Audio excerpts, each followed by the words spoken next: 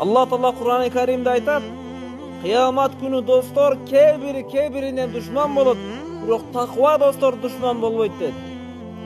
Жер бетинде жүргөндө досум сен үчүн баарына даярмын деген достор бири-биринен душман болуп калышы мүмкүн, бирок таква, Кудайдан корккон достор бири-биринен душман болбойт.